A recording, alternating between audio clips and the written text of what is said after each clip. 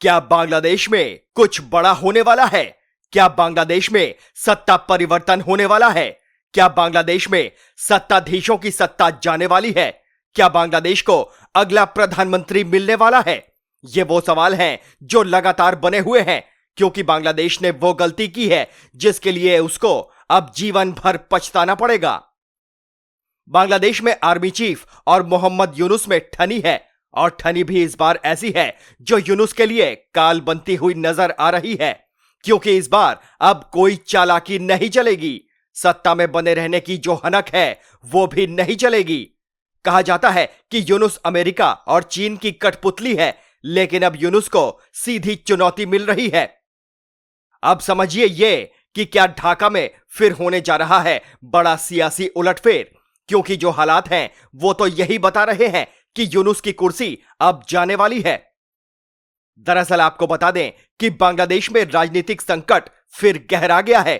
शेख हसीना के खिलाफ आंदोलन करने वाले छात्रों ने सेना प्रमुख वकार उज जमान के ऊपर आवामी लीग को फिर से सत्ता में लाने की कोशिश का आरोप लगाया है। यह भी कहा गया है कि सेना प्रमुख यूनुस को हटाकर अब बांग्लादेश की सत्ता पर कब्जा होने की योजना बना रहे हैं। तानाशाह बनने का प्लान है। लिहाजा बांग्लादेश में अंतरिम सरकार के मुखिया मोहम्मद यूनुस और सेना प्रमुख वकार उज जमान के बीच टकराव बढ़ता जा रहा है, क्योंकि सेना प्रमुख जल्द से जल्द चुनाव कराने पर जोर दे रहे हैं।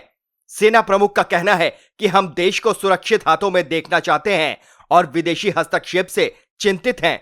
स्वतंत्र और निष्पक्ष चुनाव होने के बाद 1 जनवरी 2026 तक एक निर्वाचित सरकार सत्ता में आ जानी चाहिए, जिसके बाद सेना बैरकों में वापस आ जाएगी।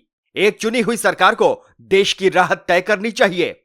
वहीं हाल ही में यूनुस ने सेना प्रमुख की गैरहाजिरी में national security adviser Khalilur Rahman की नियुक्ति की है। खलीलुर रहमान अमेरिकी नागरिक हैं। यही वजह है कि सेना प्रमुख भड़के हुए हैं और वो कह रहे हैं कि देश को सुरक्षित हाथों में देखना चाहते हैं और विदेशी हस्तक्षेप से चिंतित हैं। खैर, बांग्लादेश के हालात बद से बदतर होते जा रहे हैं। खबर है कि बांग्लादेश में फिर से अराकान आर्मी घुस गई है, जिससे यूनुस टेंशन में है। सवाल ये कि क्या वहां कुछ बड़ा होने वाला है? क्या यूनुस को तख्ता पलट का डर सताने लगा है? खबर तो यहां तक है कि अमेरिकी एयरपोर्ट के कुछ अधिकारियों की निगरानी में मोहम्मद यूनुस हैं, ताकि सेना प्रमुख वकार उज जमान अगर कोई सख्त कदम उठाते हैं तो यूनुस को बांग्लादेश से बाहर ठीक उसी तरह निकाला जाए जैसे शेख हसीना भारत आई थी। बांग्लादेश में सत्ता के लिए कुछ भी हो सकता है।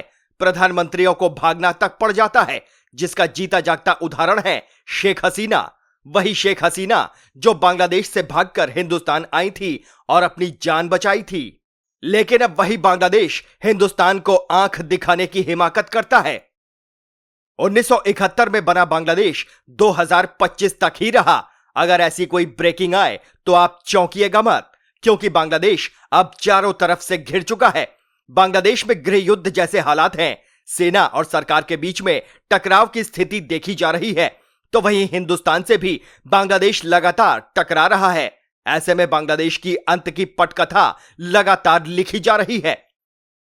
यह वही बांग्लादेश है जिसके पास खाने को रोटी नहीं है, पहनने को कपड़ा नहीं है और दावे धुआंधार किए जाते हैं। लेकिन इन दावों की पोल अब खुलती हुई जा रही है। सेना ही सरकार को गिराने का दमखम भी रखती है। बांग्लादेश में युवाओं के पास रोजगार नहीं है, बच्चों के पास खाना नहीं है, महिलाओं के साथ खुलेआम अत्याचार किए जाते हैं, लेकिन सरकार को कोई फर्क नहीं पड़ता, क्योंकि सरकार तो आतंकियों के साथ मिली हुई है। मोहम्मद यूनुस के स्थापित होते ही बांग्लादेश में हाय तौबा मचा हुआ है। ये वही यूनुस हैं जिनके कार्यकाल में सबसे ज्यादा हिंदुओं पर अत्याचार हुआ है। ये वही यूनुस हैं जिन्होंने दोस्तों को दुश्मन बनाने का काम किया और दुश्मनों को दोस्त बनाया। बांग्लादेश ने चीन को अपना दोस्त बनाया, पाकिस्तान को अपना दोस्त बनाया और हिंदुस्तान के खिलाफ बयानबाजी की गई। लेकिन अब मुश्किलें बांग्लादेश की बढ़ती जा रही हैं। अब सरकार के फैसले आवाम पर भारी पड़ते जा रहे हैं। अब इस खबर पर आपकी क्या कुछ राय है, हमें कमेंट करके जरूर बताएं। Team news watch India.